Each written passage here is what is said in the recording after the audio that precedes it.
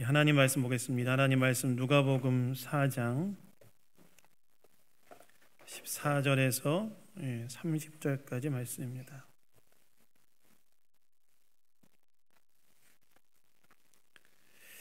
누가복음 4장 14절에서 30절까지 말씀.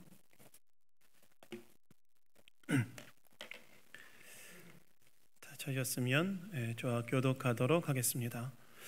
예수께서 성령의 능력으로 갈릴리에 돌아가시니 그 소문이 사방에 퍼졌고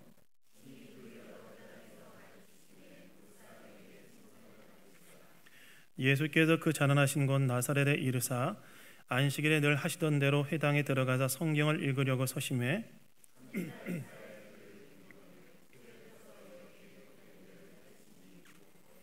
주의 성령이 내게 임하셨으니 이는 가난한 자에게 복음을 전하게 하시려고 내게 기름을 부으시고 나를 보내사 포로된 자에게 자유를, 눈먼 자에게 다시 보게 함을 전파하며 눌린 자를 자유롭게 하고 책을 덮어 그 맡은 자에게 주시고 앉으시니 그 회당에 있는 자들이 다 주목하여 보더라.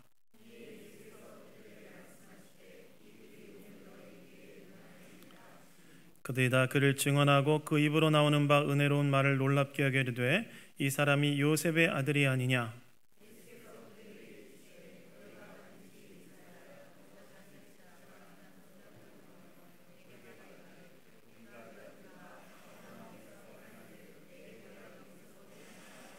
또 이르시되 내가 진실로 너에게 이르노니 선지자가 고향에서는 환영을 받는 자가 없느니라.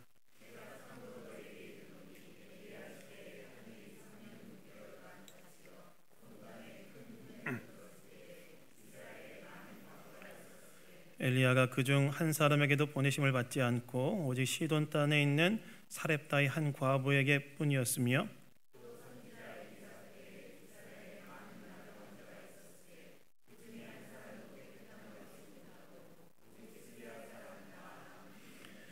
회당에 있는 자들이 이것을 듣고 다 크게 화가 나서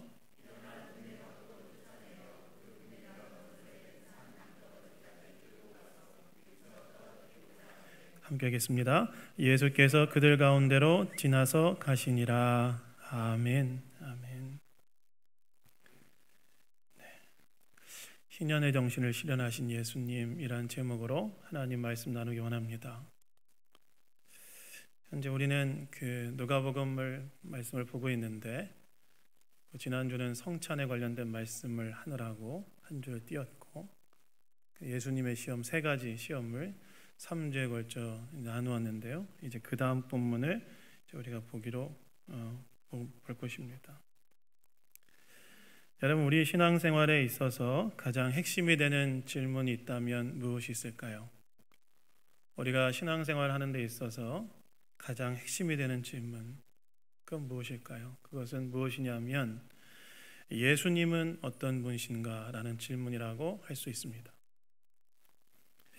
왜 예수님은 어떤 분이시냐라는 이 질문이 우리의 신앙의 핵심이 되는 질문이냐? 그것은 바로 우리의 신앙이란 예수님을 통해 자신을 최종적으로 계시하신 하나님을 믿는 신앙이기 때문에 저 여러분의 신앙이란 예수님을 통해 자신이 어떤 분이신지를 최종적으로 계시하신 여호와 하나님을 믿는 신앙이기 때문에 우리의 신앙의 가장 핵심이 되는 질문이 무엇이냐면 예수님은 어떤 분이신가 하는 질문이라는 것입니다.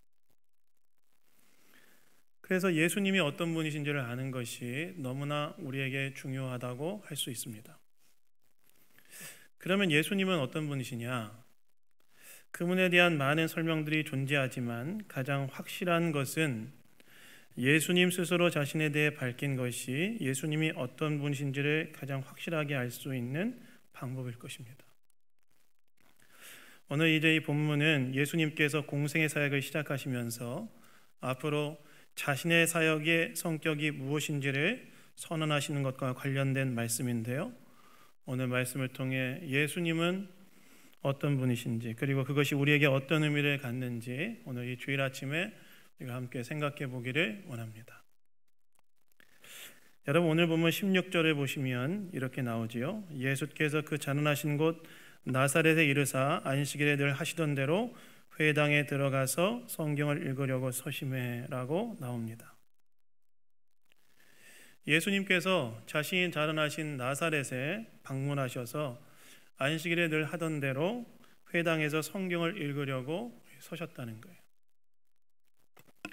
여러분, 이때 당시 예수님은 광야에서 마귀의 시험을 이기신 후에 성령의 능력으로 갈릴리 지방으로 돌아와 본격적으로 자신의 공생의 사역을 시작하시는데, 어떻게 하시냐면 갈릴리 지방의 여러 마을들을 순회하시면서 회당에서 가르치시는 사역을 하십니다.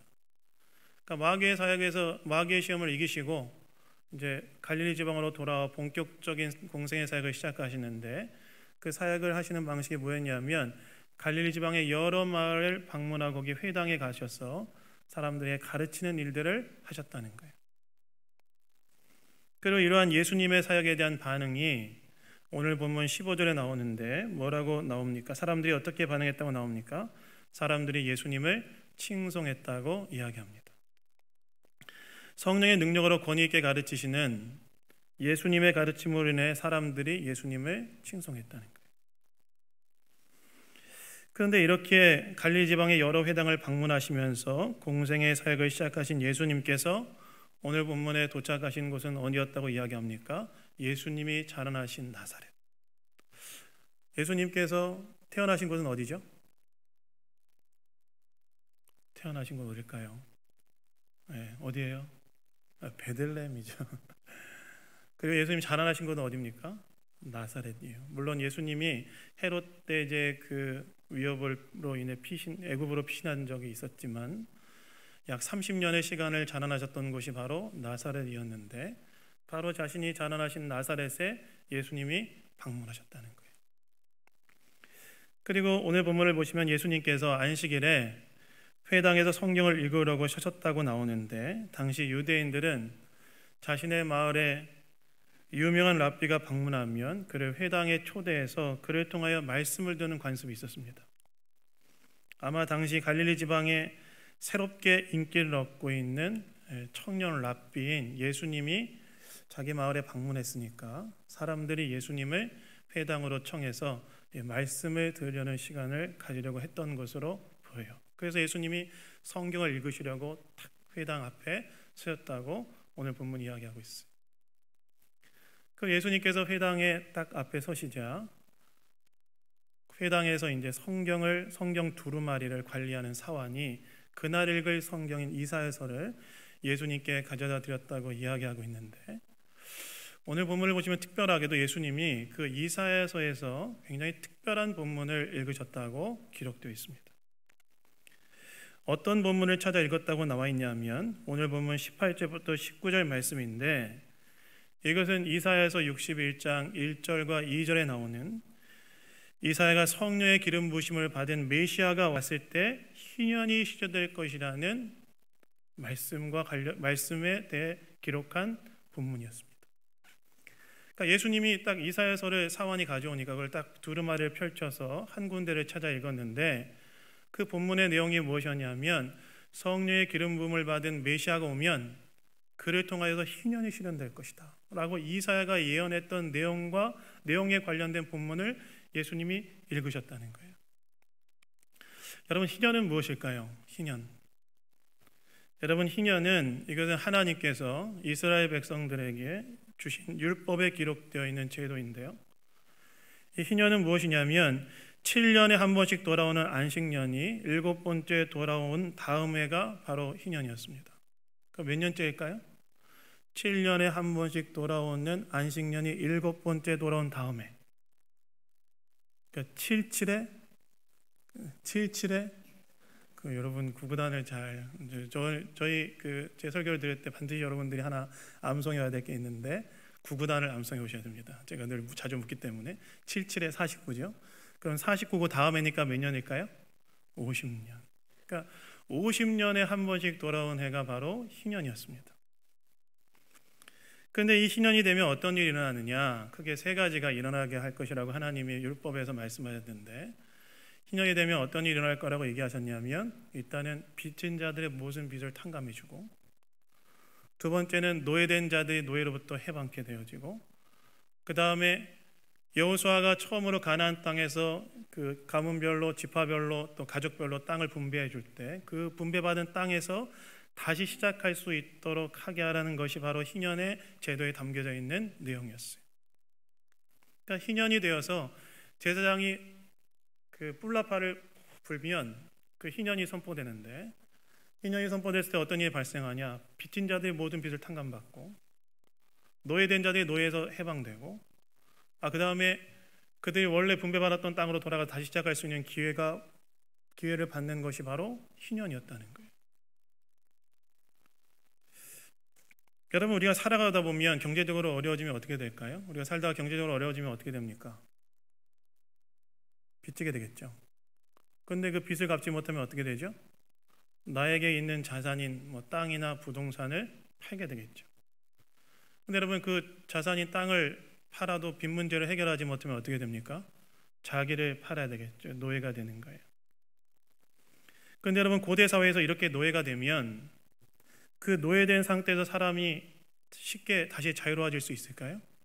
노예가 되면 사람이 쉽게 다시 자유로워질 수 있을까요?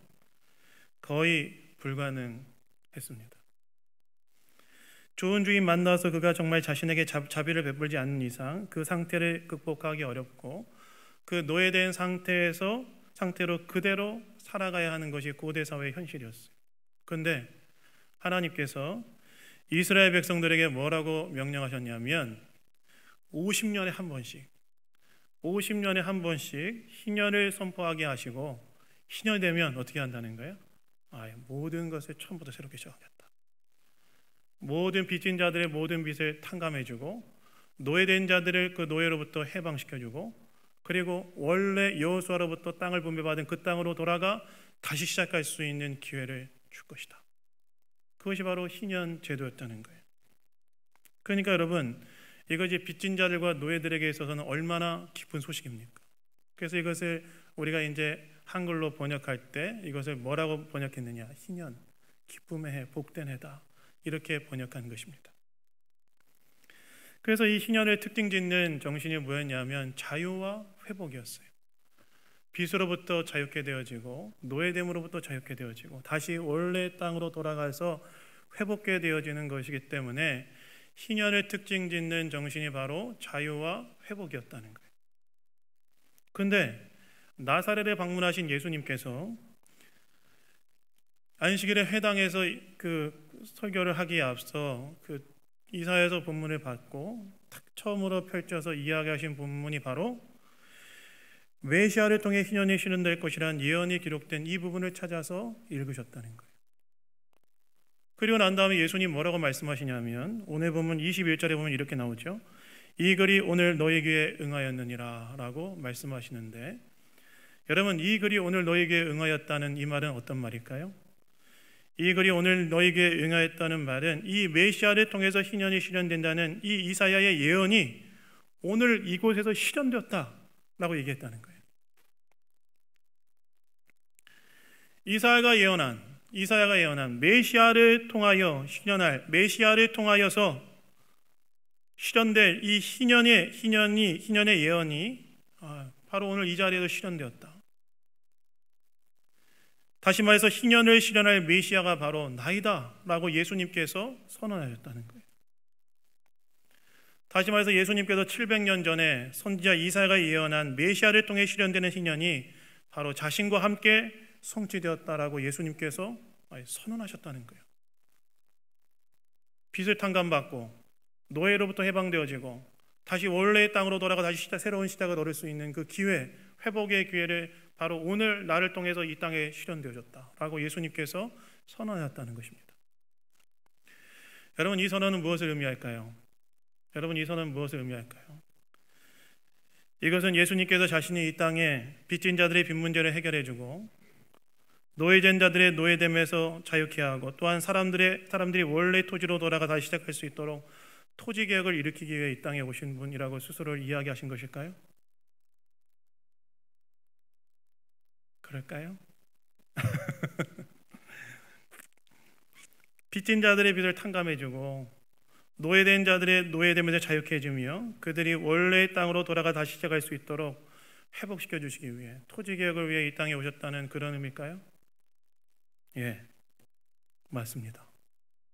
그러나 문자 그대로는 아닙니다. 예수님께서 말씀하신, 예수님께서 이 땅에 오신, 예수님께서 자유케 하실 빛과 노예됨은 무엇이냐? 예수님께서 자유케 하실 빛과 노예됨은 무엇이냐면, 희년제도가 궁극적으로 바라보았던 인간을 궁극적으로 근본적으로 속박시키는 죄의 빛. 희년제도가 궁극적으로 바라보았던 인간을 궁극적으로 속박시키는 죄의 빛. 우리는 죄를 지을 때 죄의 빛을 지는 거 아니겠습니까? 그래서 죄의 싹슨 할 때 싹슨 영어로 빛이라는 개념인데, 죄의 빛은 사망이에요. 저 여러분 다 어떤 상태냐면 죄로 인해서 죄의 빚을 진 상태고, 죄의 빚을 졌다는 것은 죄에 노예된 상태라는 걸 의미하지 않겠습니까?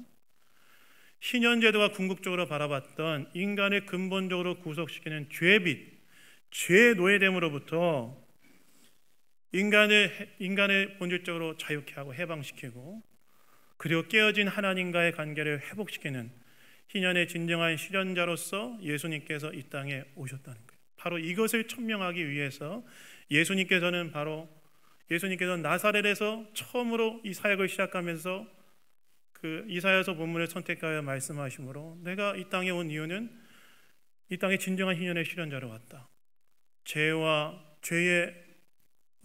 빚을 지고 죄에 노예된 인간의 근본적인 속박으로부터 자유케 하고 그들이 하나님과의 관계를 회복시키도록 하기 위해 내가 이 땅에 온 것이다 라고 자신의 사역을 정의하시고 선포하신 거라는 거예요. 여러분, 타락 이래로 사람들은 다 어떤 상태입니까? 인간이 선악과를 따먹은 이래로 사람들은 다 어떤 상태이죠? 죄의 노예가 되어 하나님과의 관계가 깨어지고, 자기 자신과의 관계도 깨어지고, 이웃과의 관계도 깨어지고, 삶도 무너져 있는 것이 인간의 영적인 현실이고 삶의 현실이죠. 그래서 여러분, 겉으로 아무리 나이스해 보인다 할지라도 삶의 껍데기를 들고 조금 더 깊이 속살을 들여다보면 아무리 괜찮아 보이는 사람이라 할지라도 고통이 있는 것이 인간 실존의 현실이고, 그것이 이것이 바로 다 무엇의 결과로 이 땅에 들어온 것이라는 겁니까? 죄의 결과로 들어왔다는 거예요.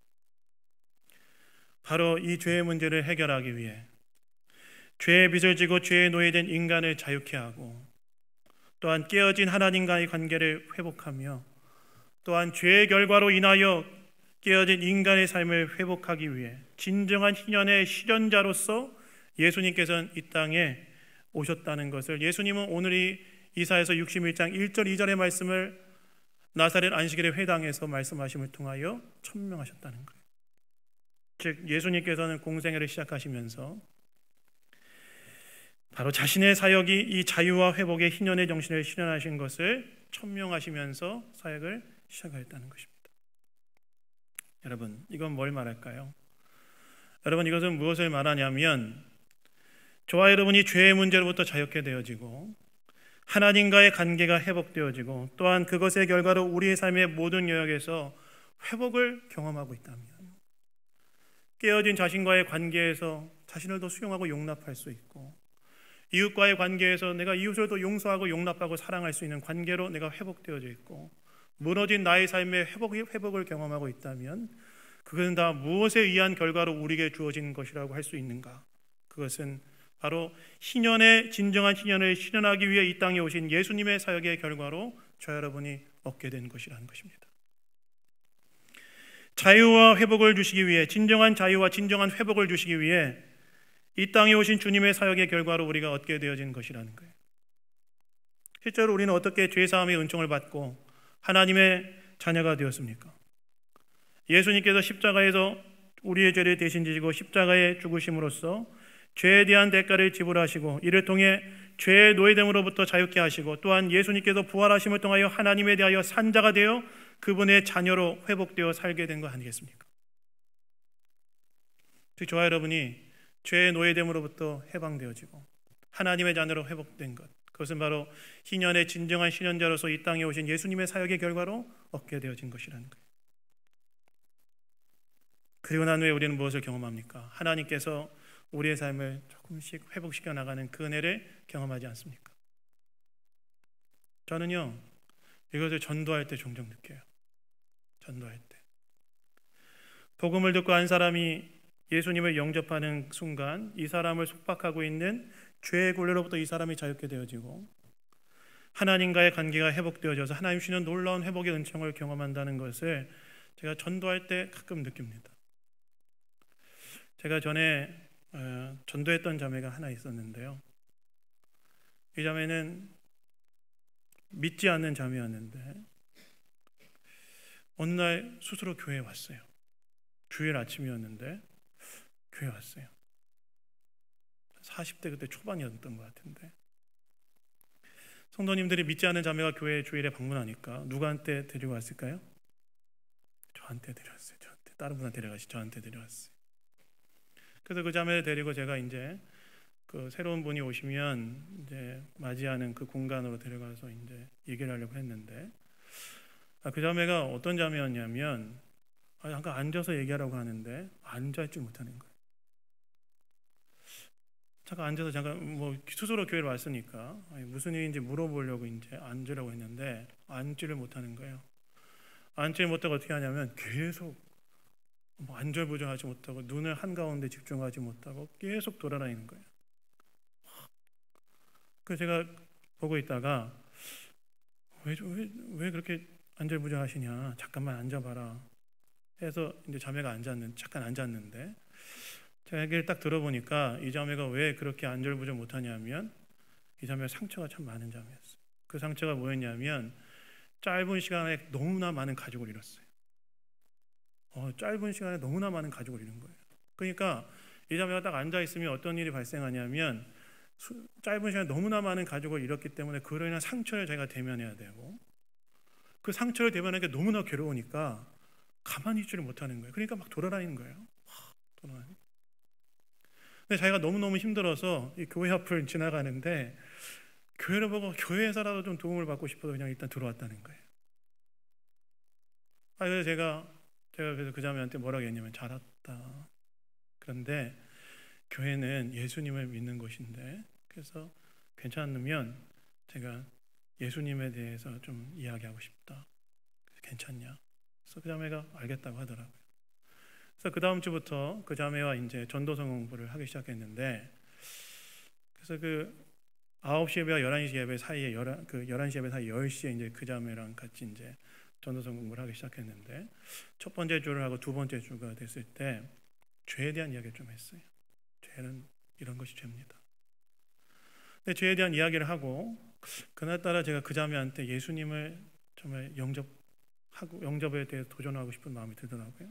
그래서 제가 어떻게 했냐면 그 자매한테 자기가 죄인임을 인정하고 회개하고 예수님을 영접하면 하나님의 자녀가 됩니다. 그리고 하나님의 사랑받는 자녀가 됩니다. 그러면서 제가 자매한테 뭐라고 했냐면 예수님을 믿으시겠습니까? 도전했어요. 여러분 그 자매가 그날 저한테 뭐라고 얘기했냐면 예수님 영접하고 싶다고 그러더라고요. 자기가 예수님 영접하고 싶습니다. 그래서 제가 그 자매가 그러니까 영접하겠다는데 제가 뭐 영접 못하게 할 수는 없지 않습니까? 그래서 제가 그럼 같이 영접 기도를 하자 해서 예수님 영접 기도를 같이 그 자리에서 하는데 제가 그때 뭘 느꼈느냐, 그 자매가 제 따라했어. 저를 따라하시라고 해서 예수님 제가 죄인입니다. 예수님 나의 죄를 위해 십자가에 죽으셨음을 믿습니다. 이제 내 마음을 주님께 활짝 엽니다. 내 안에 들어오셔서 나의 구주가 되어주옵소서. 이렇게 다 같이 기도를 했는데 기도를 하고 있는 그 순간에 제가 뭘 딱 느꼈냐면 하나님의 큰 평강이 그 자매한테 임하는 게 제가 느껴지겠더라고요. 그 자매는 계속해서 와서 성경 공부할 때도 계속 어땠냐면 계속 앉아보지 못했어요. 너무너무 제가 이해가 되더라고요. 너무너무 얼마나 상처가 크고 얼마나 마음의 고통이 심하면 그 짧은 시간에 너무나 많은 가족들을 잃었기 때문에 그 이야기도 뭐 지금 여기서 다 얘기할 수 없지만 너무 고통스럽게 가족들을 잃었기 때문에 그 자매가 그렇게 하는 게 이해가 되더라고요. 근데 제가 예수님을 소개하고 예수님을 영접하기로 결정하고 예수님을 영접하는 그 순간에 어떤 일이 일어나냐면 저도 그냥 제 개인적인 느낌이었는데 하나님의 큰 평강이 그 자매에게 임하는 게 딱 느껴지는데 그 자매도 실제로 예수님을 영접하는 그 순간이 이 전과 이후 뭐 그 짧은 찰나 뭐 영접기도 하는 게 뭐 30초 이상 되겠습니까? 그 짧은 순간의 찰나에 이 자매의 이전과 이유가 좀 달라진 느낌이 드는 거예요. 근데 그 자매도 뭐라고 영접 기도하고 난 다음에 저한테 뭐라고 이야기하냐면 이상하게 마음이 좀 편하다는 거. 그리고 그 자매가 앉아 있는 거예요. 그 자리에 가만히 앉아 있는 거예요. 그래서 제가 그걸 딱 보고 뭘 느꼈냐면 예수님을 영접하는 이 순간에 하나님께서 이 자매의 죄의 굴레로부터 자유케 하시고 사랑받는 자녀로 삼으셨을 뿐만이 아니라 이 자매 안에 들어가셔서 이 자매를 오랜 시간 고통스럽게 만들었던 내면의 상처를 치유하시고 회복시키는 일을 하시는구나. 제가 느꼈어요. 무엇이냐?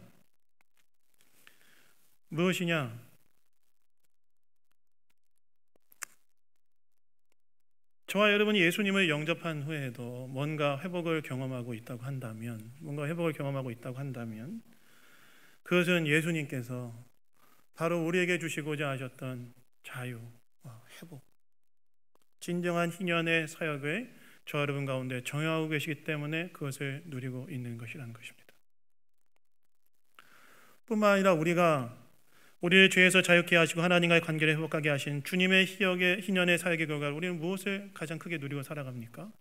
무엇을 가장 크게 누리고 살아갈까요? 하나님을 아버지로 모시고 저 여러분이 언제든지 그분을 의지하며 살아갈 수 있는 놀라운 축복을 누리며 살아가지 않습니까?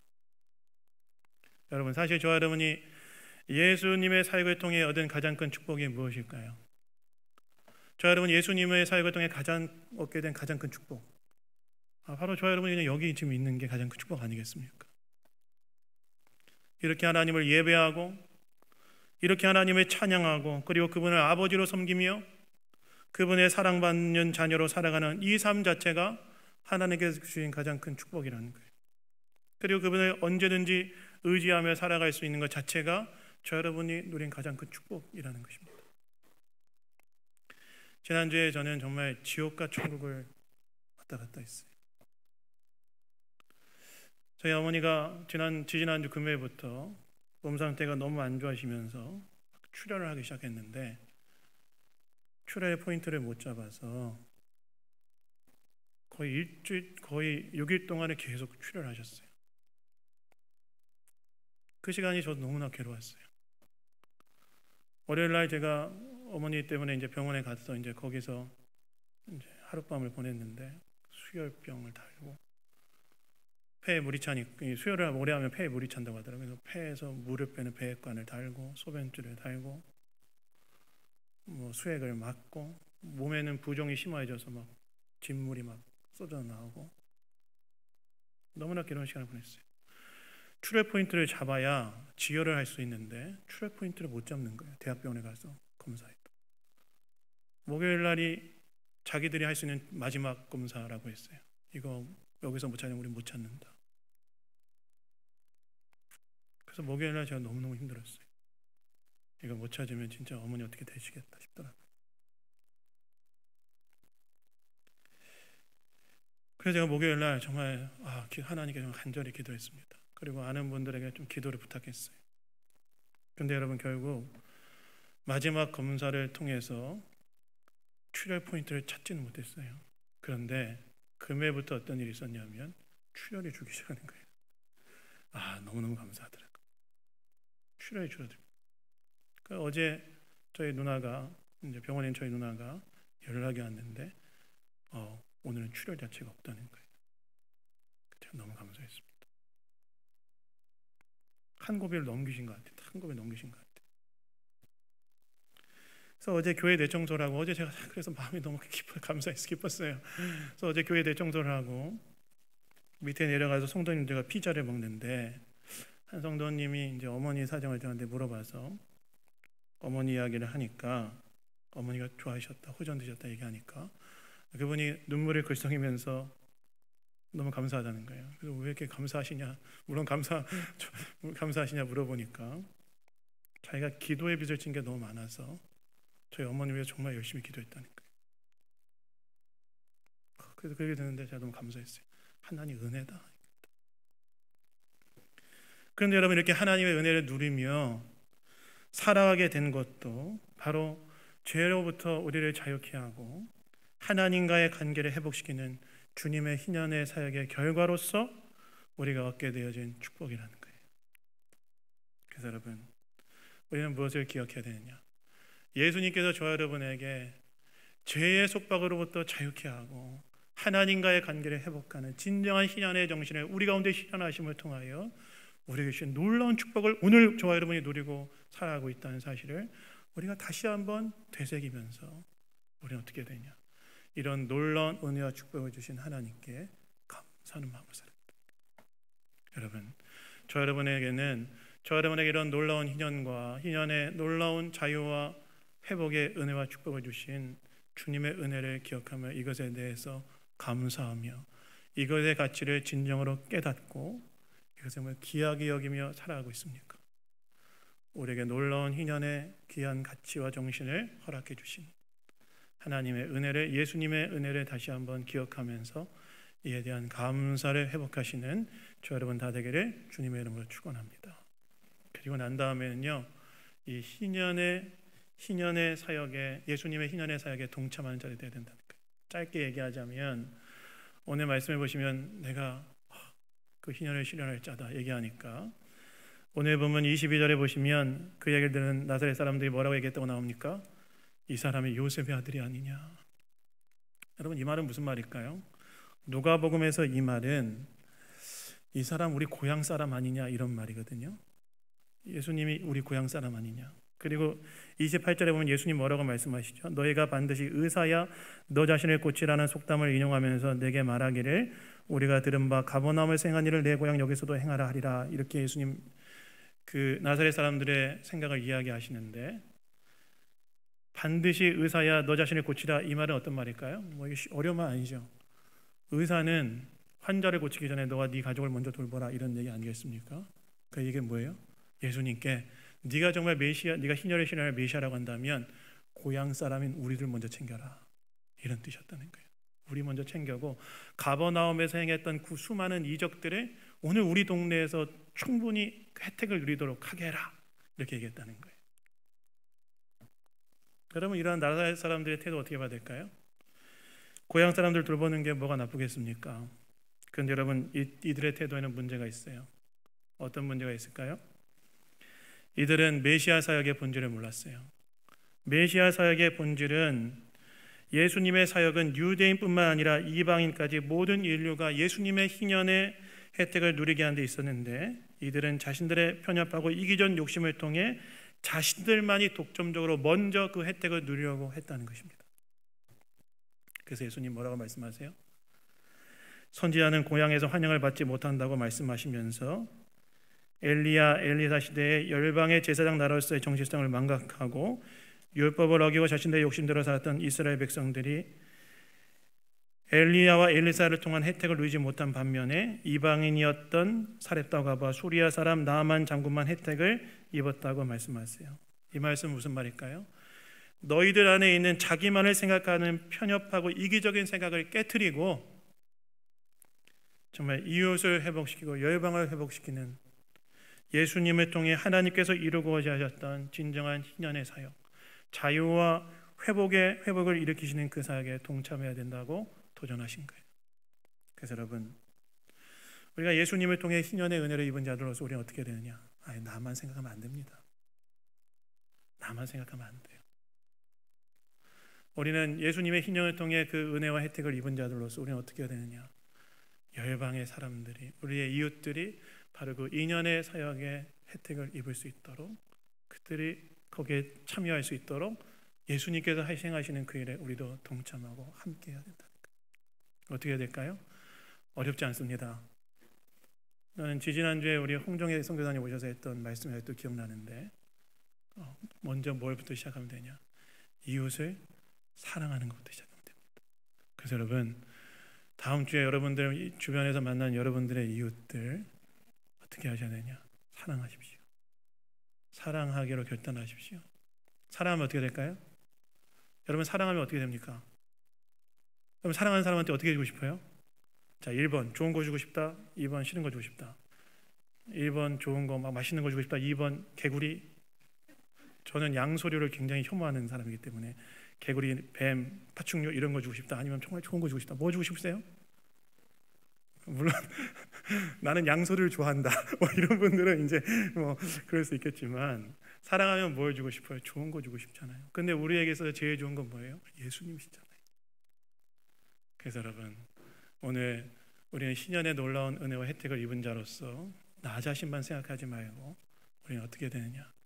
우리의 이웃을 사랑하고 그들에게 신년의 그 놀라운 혜택을 입을 수 있도록 그들을 사랑하는 삶을 살아야 된다는 거예요. 다음 한 주간 여러분들의 이웃을 주님의 사랑으로 사랑하며 살아가시는 한 주의 삶이 다 되기를 주님의 이름으로 축원합니다. 그래서 화낼 거 있으면 한 번 덜 화내고, 그리고 맛있는 거 주시고, 사랑으로 섬기고, 기회가 되면 예수님 전하시고, 이런 진정한 희년의 정신을 실현하시고 거기에 참여하시는 저 여러분 다 되기를 주님의 이름으로 축원합니다. 말씀을 맺겠습니다. 여러분, 예수님이 이 땅에 진정한 신년을 실현한 분이십니다. 그리고 예수님은 우리가 신년을 실현하는 그분의 사역에 동참하는 자들이 되기를 원하십니다. 우리 양문교회가 바로 이 신년의 놀라운 은총을 더 충만하게 누리며 신년의 사역에 참여하는 공동체가 되기를 예수님 이름으로 축원합니다. 지금까지 우리 기도하겠습니다. 하나님 아버지, 오늘도 우리에게 말씀을 통해 이야기해 주시니 감사합니다. 신년의 진정한 정신을 실현하심으로 우리에게 자유와 회복을 주신 주님께 감사하며, 오늘도 세상 속에서 이 신년을 이루어 가시는 주님의 일에 참여하는 우리 모두가 다 될 수 있도록 역사하여 주시옵소서. 모든 것 주님께 감사드리며 우리를 구원하신 예수 그리스도의 이름으로 기도드렸습니다. 아멘.